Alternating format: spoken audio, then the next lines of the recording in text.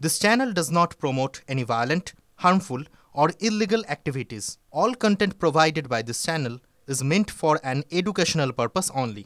Top quality और consistent performance के लिए सिर्फ सिल्वर पंप नाम याद रखना। যোগ্য এবং অযোগ্য তাদের কিভাবে বাছাই করা হবে সে নিয়ে কিন্তু কোনো রকম সদুত্তর অন্তত আদালতে দিতে পারেনি এসএসসি। এবার নতুন করে তারা আবার নথি জমা দিতে চেয়ে মামলা করলো। 26,000 চাকরি বাতিল মামলায় ফের সুপ্রিম কোর্টের দ্বারস্থ হলো কে? এসএসসি। নতুন করে তারা নথি জমা দিতে চায়। কি তাদের বক্তব্য, কি তাদের পরিকল্পনা, জানবো। জ্যোতির্ময় কর্মকার আমাদের সঙ্গে রয়েছেন, আমাদের সহকর্মী। জ্যোতির্ময়, দেখো, পরেশ অধিকারীর মেয়ে অঙ্কিতা অধিকারী তার চাকরি গিয়েছিল এবং সেই কলকাতা হাইকোর্টের রায়কে চ্যালেঞ্জ করে সুপ্রিম কোর্টের দ্বারস্থ হয়েছিলেন তিনি। এবং সেই শুনানির সময় আজকে এসএসসি তারা দাবি জানায় বা আবেদন করে কোর্টের কাছে যে 26,000 চাকরি বাতিল মামলাতে তারা নতুন করে কিছু নথি জমা দিতে চায়। প্রধান বিচারপতি প্রাথমিকভাবে বলেন যে এই বিষয়ে দীর্ঘ শুনানি হয়েছে এবং প্রত্যেককে নথি জমা দেওয়ার সুযোগ দেওয়া হয়েছে। আবার নতুন করে কেন তারা নথি জমা দেবেন? কিন্তু তারপরে আগামী সোমবার পর্যন্ত এসএসসি কে সময় দেওয়া হয়েছে। তারা আগামী সোমবারের মধ্যে নতুন করে যা কিছু তারা জানাতে চায় সেই সংক্রান্ত নথি তারা জমা দেবেন। অর্থাৎ অন্তত সোমবার পর্যন্ত এই 26,000 চাকরি বাতিল মামলার রায় যে আসছে না, এই বিষয়টি স্পষ্ট। যাবতীয় নথি হাতে আসার পরে তারপরেই সুপ্রিম কোর্টের প্রধান বিচারপতির বেঞ্চ এ বিষয়ে রায় দেবে। বেশ, তার মানে দীর্ঘ শুনানির পর আবার নতুন করে নথি জমা কেন, এই প্রশ্ন ইতিমধ্যেই আদালত তুলেছে। সেক্ষেত্রে এসএসসি কি উত্তর দেয় আমাদের নজর থাকবে। সুপ্রিম কোর্টে খারিজ হয়ে গেল পরেশ কন্যা অঙ্কিতা অধিকারীর আবেদন। আমরা এই খবরের নজর রাখবো। জ্যোতির্ময় নদিল্লি থেকে আমাদের সঙ্গে রয়েছেন। জ্যোতির্ময়ের সঙ্গে আরও একবার কথা বলতে চাইবো। তার আগে আপনাদের জানিয়ে দিই এই মুহূর্তে আরও একটা লেটেস্ট আপডেট।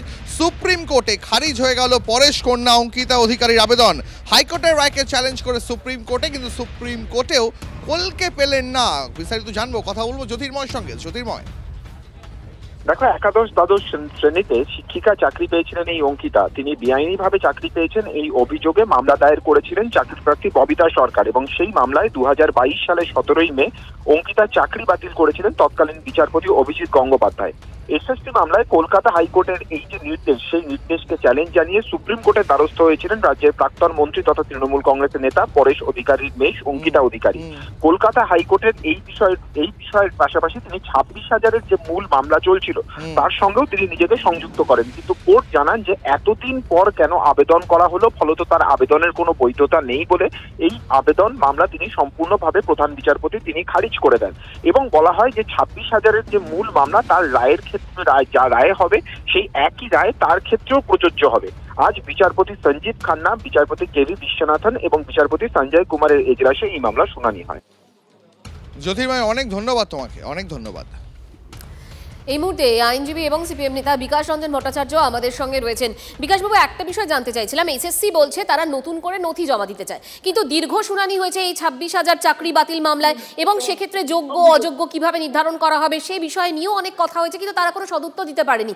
এখন নতুন করে নথি জমা দিতে তারা কি বলতে চাইছে, আপনার কি মনে হয়? প্রথমত, নতুন করে নথি দিতে চাইছে তেমন কোনো নোটিশ আমাদের দেয়নি। আমাদের বিনা নোটিশে ওরা কি করে মেনশন করলেন এবং নতুন নথি আর জমা দেবেন কি করে? শুনানি শেষ হয়ে গিয়েছে। আসলে ওরা চাইছেন মামলাটা আরো দীর্ঘায়িত হোক, যাতে দীর্ঘায়িত হলে পরে কিছুদিন পর আবারও বলতে পারবে এতদিন চাকরি করছে, এদের কেন চাকরি ছাঁটাই করবে। অত্যন্ত নেতিবাচক ভূমিকা এসএসসির। ধন্যবাদ আপনাকে।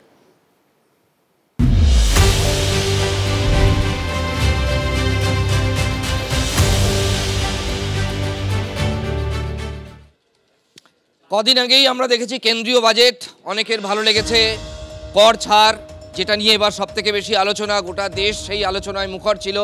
আজ আমরা দেখব মমতা বন্দ্যোপাধ্যায়ের সরকারের বাজেট, অর্থাৎ স্টেট বাজেট, রাজ্য বাজেট। বিকেলবেলায় যে বাজেট পেশ করবেন অর্থ প্রতিমন্ত্রী চন্দ্রিমা ভট্টাচার্য। দেখুন, বাজেট থেকে বাজেটের অনেক টেকনিক্যাল দিক থাকে, কিন্তু সাধারণ মানুষ, আম জনতা যা জানতে আগ্রহী আমরা ঠিক সেইগুলো নিয়ে আলোচনা করব। এই মুহূর্তে লক্ষ্মীর ভাণ্ডার, কেউ স্বীকার করুক বা না করুক, জবরদস্ত হিট, এটা নিয়েই সব থেকে বেশি চর্চা। লক্ষ্মীর ভাণ্ডার বাড়ছে কি বাড়ছে না, এটা যেমন একটা আলোচনা, ঠিক একই সঙ্গে ডিএ। তার কারণ এর আগের বার আমরা দেখেছিলাম মমতা বন্দ্যোপাধ্যায় বাজেটেই কিন্তু ডিএতে চমকটা দিয়েছিলেন। এবার কি ডিএ নিয়ে কোনো চমক থাকছে নাকি লক্ষ্মীর ভাণ্ডারেই? লক্ষ্মীর ভাণ্ডার বাড়লে কতটা বাড়তে পারে, এসব নিয়ে আলোচনা করবো। আমাদের সঙ্গে রয়েছেন সুমন মহাপাত্র। সুমন, আম জনতার প্রত্যাশা কি সেটা আমরা কাল থেকে দেখিয়েছি, বিশেষ করে যারা লক্ষ্মী তাদের প্রত্যাশা কি। কিন্তু এটাও তো ঠিক যে বছর বছর বাড়িয়ে চললে সরকারের ওপর বিপুল একটা, কোথাও থেকে তো সেই টাকাটা গভর্নমেন্টকে ম্যানেজ করতে হবে। শাসক দলের অন্দরের সুরটা ঠিক কেমন, কি প্রত্যাশা? দেখো, লক্ষ্মীর ভাণ্ডার নিঃসন্দেহে বলা চলে তৃণমূলের ক্ষেত্রে ভোটে অন্তত তার রিফ্লেকশন মারাত্মক, তেমনই ভোট কুশলীরা বলেছেন লক্ষ্মীর ভাণ্ডার তৃণমূলকে ফল দিয়েছে। কিন্তু পাশাপাশি ডিএ রয়েছে, ডিএর দাবিতে, কেন্দ্রীয় হারে ডিএর দাবিতে দীর্ঘদিন ধরে অবস্থানে বসে রয়েছে সংগ্রামী যৌথ মঞ্চ। আমি এই মুহূর্তে সংগ্রামী যৌথ মঞ্চে রয়েছি। যারা এখানে রয়েছেন তারা সরকারি কর্মী বা সরকারি অবসরপ্রাপ্ত কর্মী। ডিএর ক্ষেত্রে আমরা দেখেছিলাম গতবার বাজেটে একদম শেষ মুহূর্তে ঘোষণা এসেছিল। আপনারা এবারে কি প্রত্যাশা করছেন বাজেটে? আমাদের একটাই দাবি, 2 বছর ধরে যা নিয়ে আমরা বসে আছি, এআইসিপিআই অনুযায়ী অর্থাৎ all India consumer price index, যা সারা ভারতে যে দামে ওষুধ কিনতে হয়, তেল কিনতে হয়, এখানেও সেই একই দামে কিনতে হয়। এবং রাজ্য সরকারি কর্মচারীদের এর জন্য পুরো টাকা কেন্দ্রীয় সরকার দেয়। শিক্ষক, বোর্ড কর্পোরেশন, পঞ্চায়েতে 60% টাকা দেয়। আমরা 2 বছর ধরে রাজ্য সরকারের কাছে হিসেব চেয়েছি যে কত টাকা পাননি সেটা বলুন। ওনারা আজ অবধি হিসেব দিতে পারেননি, অর্থাৎ সমস্ত টাকাই পেয়ে গেছেন, কিন্তু সেই টাকাগুলো ভোটে জেতার স্বার্থে ওনারা নানা রকমভাবে দান খয়রাত করছেন, তার কোনো হিসেব নেই। এবং পাশাপাশি আমরা এর সঙ্গে আমাদের যে দাবি 5 লক্ষ শূন্য পদ, গত বছর বাজেটে স্বীকার করে নেওয়া হয়েছিল যে 5 লক্ষ শূন্য পদ, এবার আবার অদ্ভুত কথা বলছে যে ওবিসি সার্টিফিকেটে জ্বালিয়ে, মানে এর কারণে কোর্টে মামলা আছে বলে নাকি দেয়া যাচ্ছে না। রাজ্য সরকার সেখানে জালিয়াতি করেছে, হাইকোর্টে প্রমাণিত হয়ে গেছে। আর ওবিসি পদগুলোকে সংরক্ষিত রেখেও বাকিদের চাকরি দেওয়া যায়, যে ওবিসিদের যে সংরক্ষণ আছে সেটা যত শতাংশ সেটাকে বাদ দিয়ে কেন্দ্রীয় হারে ডিএ দাবি করছেন এই বাজেট থেকে। না, আমরা এআইসিপিআই অনুযায়ী all India consumer price index, যেটা বললাম যে সারা ভারতে পেট্রোলের যা দাম, সর্ষের তেলের যা দাম, অন্য চিনি, আটা সব একই দামেই আমরা কিনি, একই বাজার থেকে কিনি। কেন্দ্রীয় সরকারের কর্মচারীরা যে বাজার থেকে কেনে, আমরাও সেই বাজার থেকে কিনি। তাহলে রাজ্য সরকারের কর্মচারীরা কেন এআইসিপিআই অনুযায়ী ডিএ পাবেন না, এই দাবি তারা করছেন এই বাজেটে। মূলত রাজা, তুমি যেমনটা বললে লক্ষ্মীর ভাণ্ডার বাড়ছে কি বাড়ছে না, সেক্ষেত্রে কি চমক থাকতে পারে, সেদিকে যেমন চোখ রয়েছে, তেমন ডিএ নিয়ে কোনো ঘোষণা আসে কিনা সেদিকেও কিন্তু তাকিয়ে রয়েছেন সরকারি কর্মচারীরা। বেশ, ডিএর জন্য যে সরকারি কর্মচারীরা দীর্ঘদিন ধরে আন্দোলন চালাচ্ছেন, সেখান থেকে সরাসরি লাইভে ছিলেন আমাদের প্রতিনিধি সুমন মহাপাত্র। দেখুন, বাজেট পেশের আগে থেকেই কিন্তু রাজনৈতিক দলগুলোর মধ্যে তরজা, শাসক এবং বিরোধী তরজা শুরু হয়ে গিয়েছে। এটা ব্যতিক্রম নয়, এবছরও সেই তরজা, কারণ 26শে বিধানসভা ভোট। তৃণমূলের আছে প্রত্যাশা পূরণের চাপ আছে, একই সঙ্গে আবার যেটা ফিনান্সিয়াল ম্যানেজমেন্ট সেটাও তৃণমূলকে দেখতে হবে। দু রকমের চ্যালেঞ্জ, এবং দুটো ঠিক বিপরীতমুখী চ্যালেঞ্জ। যদি আপনি অতিরিক্ত দান খয়রাতি করেন তাহলে আপনাকে ফিনান্সিয়াল চ্যালেঞ্জ পরে সামলাতে হবে, আর আপনি যদি সরকারে ফেরেন তাহলে আপনাকেই বেশি করে সামলাতে হবে। সুতরাং নিজের প্যাচেই জড়িয়ে যাওয়া। এনিওয়েজ, আমরা দেখব একের পর এক রাজনৈতিক দলের নেতারা ঠিক কী বলছেন।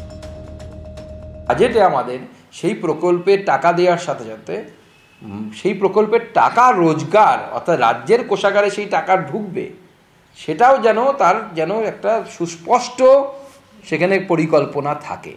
তো পশ্চিমবঙ্গে সেই পরিকল্পনা নেই। আর আমরা তো বলেছি যে আমরা এলে লক্ষ্মীর ভাণ্ডার বন্ধ হবে না, উল্টে লক্ষ্মীর ভাণ্ডারের শ্রীবৃদ্ধি পেয়ে সেটা অন্নপূর্ণা ভাণ্ডারে পরিণত হবে। এবং সেই যে কবির যেই চিরন্তন চাওয়া, আমার সন্তান যেন থাকে দুধে ভাতে, সেই রায়গুণাকরের এই মন্ত্রই সত্য হবে। এবং 3000 টাকা করে অন্নপূর্ণা ভাণ্ডারের মাধ্যমে বাংলার মহিলারা আগামী দিনে পাবেন বিজেপির সরকার গঠন হলে। লক্ষ্মীর ভাণ্ডার ধরনের যে কোনো সামাজিক প্রকল্প আমরা এগুলোর বিরুদ্ধে না। কোনোদিন বামপন্থীরা সুযোগ পেলে সব মানুষের জন্য সামাজিক প্রকল্প চলবে। পাবলিকের টাকা, আমার আপনার টাকা, তৃণমূলের টাকা নয়। ওই টাকা মদনে গেঞ্জি পরে খাবে, ববি হাকিম একরকমভাবে, কে তোয়ালে মুড়ে খাবে, কে আধশোয়া হয়ে খাবে, তার বদলে ওই টাকা যদি আমার আপনার কাছে আসে খারাপ হয় না। কিন্তু সরকারের কাজ মানুষকে বিভিন্ন রকম সামাজিক সহায়তা যেমন করা, তেমনি চাকরির বন্দোবস্ত করা, তেমনি স্কুল কলেজ হাসপাতাল গড়া, সেই সমস্ত সামগ্রিকতার প্রশ্নে তৃণমূল সরকার ফেল করছে।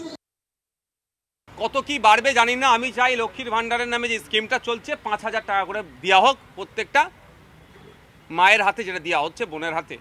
আর বৈষম্য ওখানে না হয়, কাউকে 4500, কাউকে 5000, এটা নয়। যেভাবে একটা সমাজের মানুষকে 1000 দিচ্ছে, অন্য সমাজের মানুষকে 1200 দিচ্ছে, এই বৈষম্য তো নয়।